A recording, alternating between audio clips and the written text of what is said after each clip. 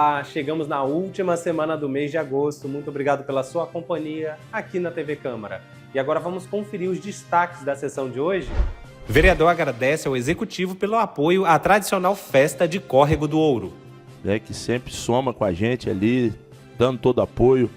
Agradecer ao nosso querido prefeito Elbert Rezende, a qual eu estendo para todos os executivos ali, secretário, turismo, a Valesca, Turismo Léo Anderson, a Valesca de Cultura, o secretário de Agroeconomia também, o Carlinhos e o Júnior, secretário de Interior, Rodrigo, é toda uma equipe que fazem parte. O vereador apresenta projeto de lei de conscientização sobre a violência.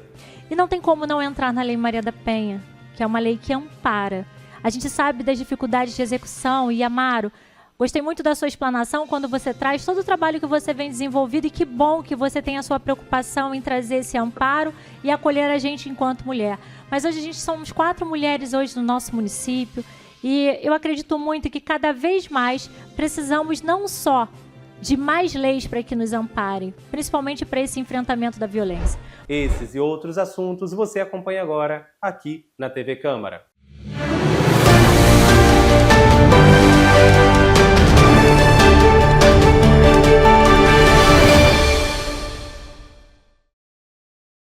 O vereador Tico Jardim agradeceu à equipe do Executivo e ao prefeito Elbert Rezende pelo apoio à tradicional festa de Córrego do Ouro. O evento reuniu mais de 8.000 pessoas e movimentou a economia e o turismo da região serrana.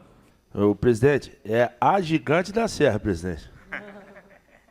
A gigante da serra. Mas quero aqui desde já te agradecer também, presidente Alain, que sempre soma com a gente ali, dando todo apoio. Agradecer ao nosso querido prefeito Elbert Rezende, a qual eu estendo para todos os executivos ali, secretário, turismo, a Valesca, Turismo Léo Anderson, a Valesca de Cultura, o secretário de Agroeconomia também, o Carlinhos e o Júnior, secretário de Interior, Rodrigo, é toda uma equipe que fazem parte dessa organização. Também o presidente, como o senhor falou aqui, o Eliel, o Dedê, que fizeram ali a organização. A parte de cavalgada, os amigos do Frade, a comitiva, enfim, a todos envolvidos. Foi um final de semana que muita festa lá na nossa região serrana, o povo alegre, a economia do nosso local girando. E é isso que a gente sempre faz questão aqui de frisar, que a gente tem nossos problemas do dia a dia, mas não podemos deixar o nosso povo sem as nossas festas, que é a tradição do nosso local, da nossa serra. Então, quero frisar aqui e agradecer ao nosso prefeito mais uma vez. O prefeito Elbert tem valorizado muito a região serrana. A gente tem andado, a gente tem visto as obras acontecendo. Eu sei que muitas coisas boas ainda estão por vir. E a gente vai estar sempre com o nosso mandato aqui para defender, e a gente garantir que as melhorias vão chegar em cada distrito, em cada localidade, não só da região serrana, mas também de toda Macaé. Obrigado, presidente, mais uma vez. E a gente poder somar junto com o nosso povo ali da região serrana. O vereador Ricardo Salgado reforçou o convite para a audiência pública que acontece no próximo dia 2 de setembro no auditório da cidade universitária. O encontro vai debater a preservação da restinga de Macaé e a possível remoção das espécies exóticas que têm se proliferado na Praia do Pecado.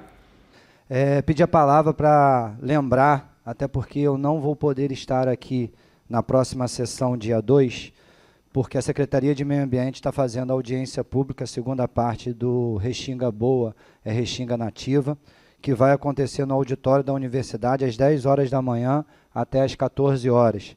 E é importante a população se fazer presente, porque na primeira etapa dessa audiência pública a gente vai ouvir o corpo acadêmico, ou seja, os cientistas que entendem do assunto sobre quais as dificuldades que a espécie nativa estão encontrando junto às espécies exóticas, assim como uma breve explicação da Secretaria de Meio Ambiente, o porquê está sendo feita a remoção dessas espécies, e assim como a sociedade civil. A gente entende que existe muito contraponto, muito entendimento, mas existe um consenso científico onde se tem que remover essas espécies exóticas da nossa Praia do Pecado, pensando no futuro.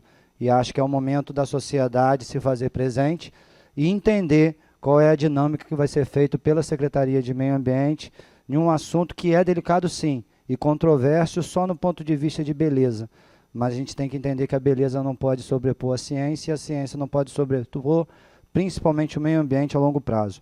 Então, eu gostaria muito de fazer esse registro e já me antecipando, justificando a minha falta na semana que vem, porque vou estar nessa audiência e convido, obviamente para não perder o coro, né? Mas convido quem puder fazer parte desse momento. É um momento importante, é um momento histórico para o meio ambiente de Macaé, principalmente na região do Pecado.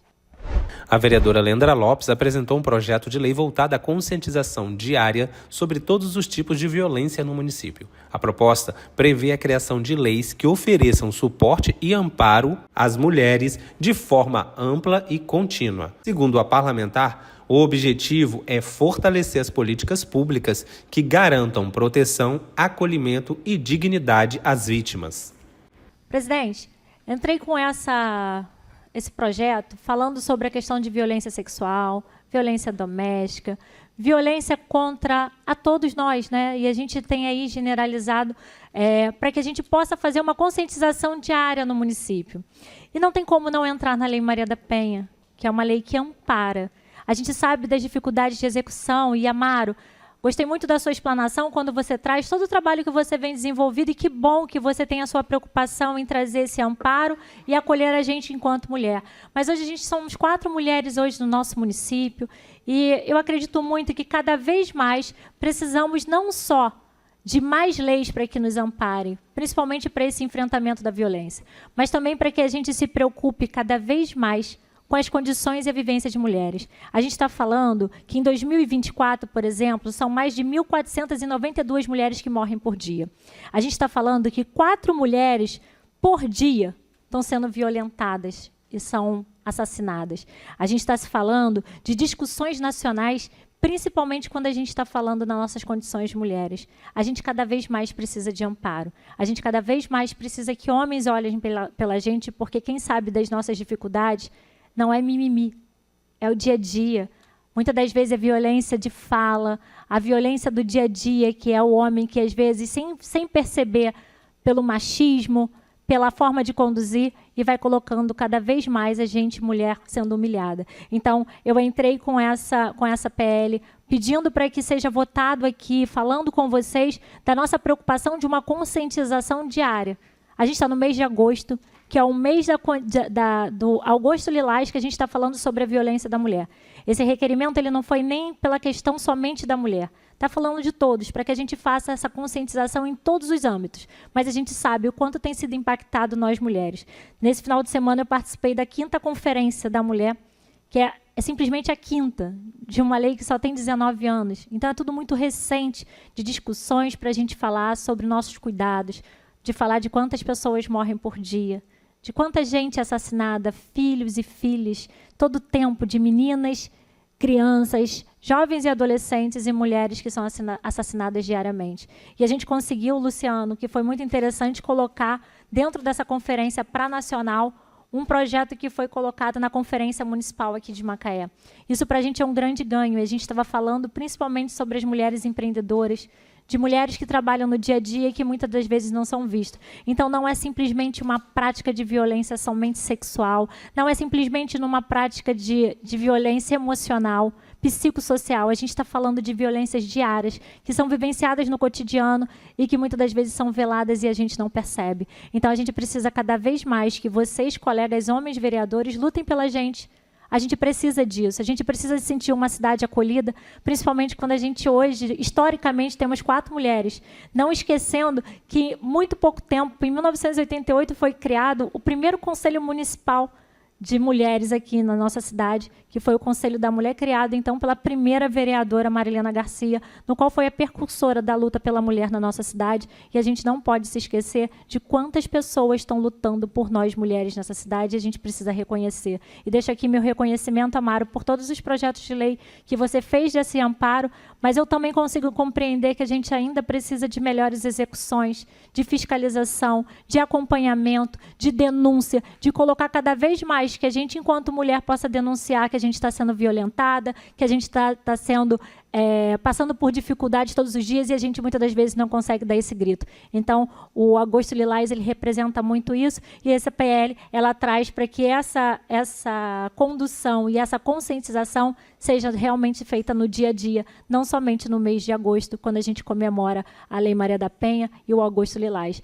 que a gente consegue fazer isso com bem periódico dentro dos nossos ambientes para a luta contra a violência sexual, contra a violência doméstica, contra a violência contra todos nós mulheres. Obrigada, presidente.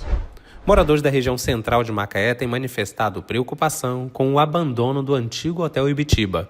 O imóvel, desativado há anos, tem causado insegurança e transtorno à comunidade local. A ausência de manutenção e a falta de definição sobre o futuro do espaço levantam debates sobre a ocupação urbana e a responsabilidade patrimonial.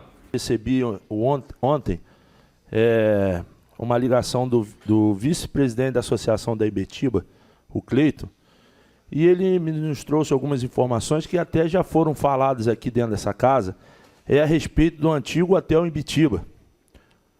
Está causando um transtorno muito grande ali para aquela população, né, os moradores, o bairro, eles estão muito preocupados, porque virou um ponto de usuário de drogas, virou um ponto de moradores de rua. Então a gente pede e reforça também com o nosso mandato aqui, que a prefeitura possa intervir e a gente, de uma vez por todas, eu não sei aquele prédio como que está funcionando hoje, o dono, se vai passar para a prefeitura, ou se a prefeitura tem algum acesso, mas que a gente possa intervir, porque além dos trabalhadores que passam ali para ir ali para Petrobras, tem os moradores que já não se sentem mais seguros de ficar ali perto. Então, em nome aí da associação ali da Ibitiba e também dos moradores da Ibitiba, a gente pede que o governo possa tentar intervir de algum jeito, de alguma forma. Eu mesmo vou procurar alguns secretários de parte sobre segurança e também em questão de postura, para que a gente possa tentar achar uma solução e ajudar de uma forma, né, alguma forma, para que a gente possa levar segurança e mais tranquilidade ali para o bairro Ibitiba. Obrigado, presidente.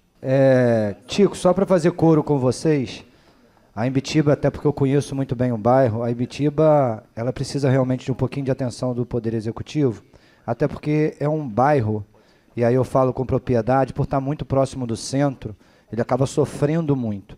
Então, na verdade, isso já é crônico, acho que deve ter potencializado mais a parte da orla da Ibitiba, uma vez que esses moradores ficavam instalados na praça que está sendo reformada. Então, o que está vindo à tona hoje é só uma materialização do que já acontecia. A gente que mora ali, a gente sabe, é um bairro tradicional, onde as pessoas estão envelhecidas nesse bairro. Então, você vê ainda aquela pegada de casas antigas, pequenas, que normalmente estão correndo de forma litigiosa, porque é de morador que hoje é herdeiro da avó. E a Ibitiba, ela pede esse socorro. É um dos bairros mais arborizados que a gente tem na nossa região, perto do centro da cidade, onde a gente se discute muito na frente parlamentar de como a gente vai voltar a ocupar o centro da cidade. Talvez uma coisa a ser discutida é exatamente a gente melhorar o entorno desse centro da cidade. Então, a gente estende isso para Ibitiba, que é um bairro muito coladinho ali, e realmente precisa de segurança, precisa de luz, precisa melhorar os canteiros, a parte de coleta de lixo. A gente vê muitos restaurantes sendo ocupados nessas casinhas, e é um charme. Eu acho que quando vem naturalmente da parte econômica das pessoas se instalarem, fazer a economia gerar, eu acho que o poder público não tem que se envolver, mas tem que colaborar com o desenvolvimento daquilo ali. Não simplesmente chegar e tomar para si aquilo.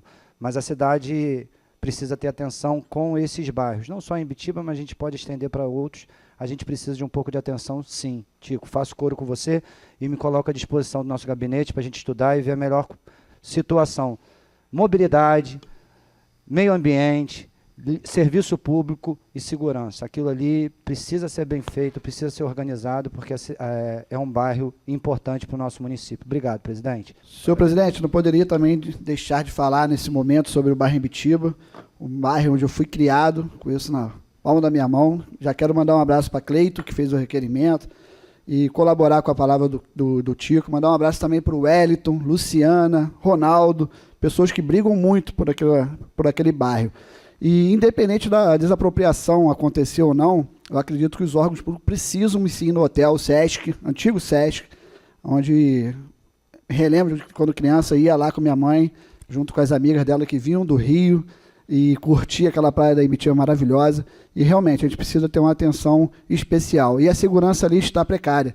Pegou fogo esse hotel esses dias, para você ter uma ideia. E vai pegar fogo novamente. Muitos moradores de ruas ali dentro. Aquilo dali com certeza tem paredes ali dentro que, se pegar fogo de verdade e não tiver uma ação do bombeiro imediata, vai causar um prejuízo enorme aos moradores de nossa querida Ibitiba. Então faço coro com você, vereador Tico, parabéns aí por ter trazido a fala do vice-presidente da Ibitiba, Cleiton, gente boa demais, vereador Ricardo Salgado também, e estou nessa união aí para a gente melhorar nosso bairro lá, querido, que merece. Muito obrigado, senhor presidente. Só para fazer cor aí as palavras do vereador Tico, e para se pensar, eu acho que ali seria uma boa escola.